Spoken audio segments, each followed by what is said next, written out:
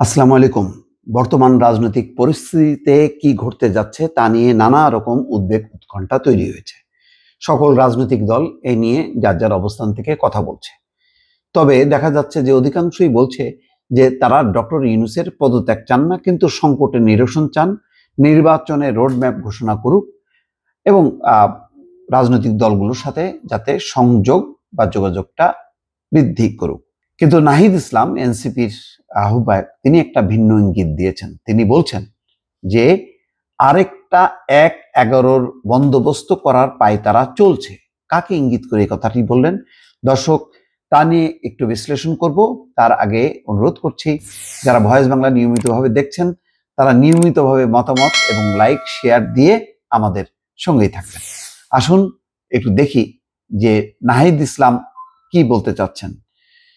খবরে বলা হচ্ছে, সমকালে প্রকাশিত হয়েছে যে আরেকটা ১-১১ বন্দোবস্ত করার পায়তারা চলছে বলে মন্তব্য করেছেন জাতীয় নাগরিক পার্টির আহ্বায়ক নাহিদ ইসলাম। শুক্রবার রাতে নিজের ভেরিফাইড ফেসবুক আইডিতে দেওয়া এক পোস্টে তিনি এমন মন্তব্য করেছেন।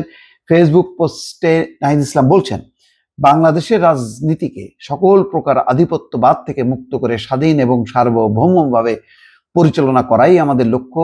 বাংলাদেশকে বারবার বিভাজিত করা হয়েছে, জাতীয় ঐক্য বিনষ্ট করা হয়েছে বাংলাদেশকে দুর্বল করে রাখার লক্ষ্যে। কিন্তু কথা হলো, এই যে বিভাজিত করা হচ্ছে, এটা করা হচ্ছে, ওইটা করা হচ্ছে, বিএনপির সাথে, জামাতের সাথে বা রাজনৈতিক দলগুলোর সাথে যোগসূত্র নেই কেন?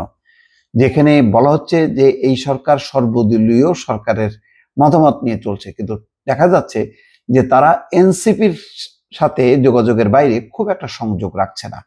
অন্যদের সাথে আনুষ্ঠানিক বৈঠক হচ্ছে আর এনসিপির সাথে অনানুষ্ঠানিক বৈঠক চলছে।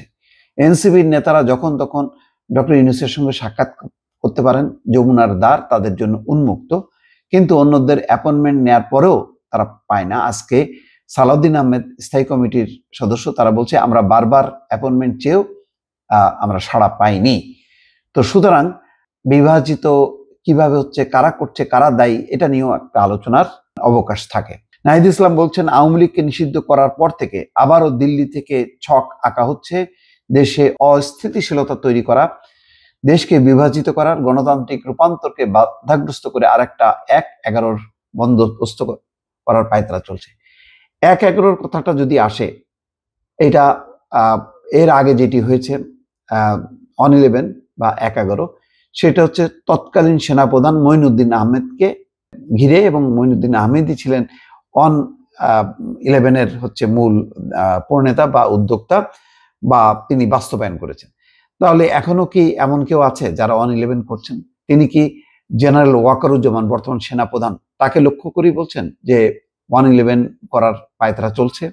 এটা যদি হয় তাহলে তো এটাই বিভাজন, যেখানে সবাই মিলে সেনাবাহিনীর সহায়তায়, সেনাবাহিনীর বলা যায় ওই সময় এক ধরনের হস্তক্ষেপ বা নেতৃত্বে, যেখানে অন্তর্বর্তী সরকার গঠিত হয়েছিল, একটা পরিবর্তন সাধন হয়েছিল, আজকে সেই সেনাপ্রধানকে লক্ষ্য করেই কি 1-11 ইঙ্গিত দেওয়া হচ্ছে? এই প্রশ্নটা কিন্তু স্বাভাবিকভাবেই সামনে চলে আসে। ফ্যাসিবাদ ও আধিপত্যবাদের বিরুদ্ধে দেশপ্রেমিক, বাংলাদেশপন্থী এবং ধর্মপ্রাণ ছাত্র জনতাকে সার্বভৌমত্ব রক্ষার এবং জুলাই গণঅভ্যুত্থানের পক্ষে ঐক্যবদ্ধ থাকতে হবে। দেশপ্রেমিক সেনা অফিসার এবং সৈনিকদের সার্বভৌমত্ব এবং বাংলাদেশ রক্ষায় প্রস্তুত থাকতে হবে বলেও তিনি জানান। এটা এক ধরনের তো বিদ্রোহ। দেশপ্রেমিক সেনা অফিসার এবং সৈনিকদের প্রতি এই আহ্বান জানানোর এখতিয়ার কি কোনো রাজনৈতিক দলের থাকে? সাধারণত থাকে না।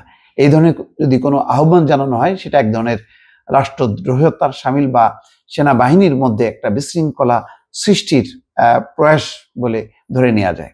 ডক্টর ইউনূসকে জনগণের দেওয়া সংস্কার, বিচার, ভোটাধিকার প্রতিশ্রুতি রক্ষা করতে হবে উল্লেখ করে তিনি বলেন, তাকে দায়িত্ব থেকেই রাজনৈতিকভাবে সকল সমস্যার সমাধান করতে হবে।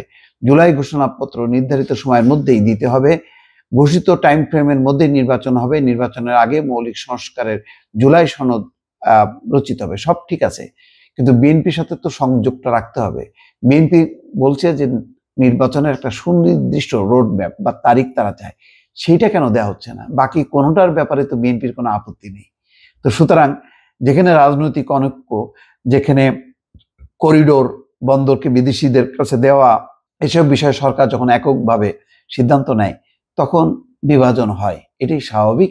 রাজনৈতিক দলগুলোর সঙ্গে যে দূরত্ব সরকারের, সেই দূরত্বের ফলে যে সংকট, এই সংকটটা কিন্তু অ্যাড্রেস না করে বরং অন 11-এর একটা ইঙ্গিত দিচ্ছেন নাহিদ ইসলাম। দর্শক ভালো থাকবেন, আল্লাহ হাফেজ।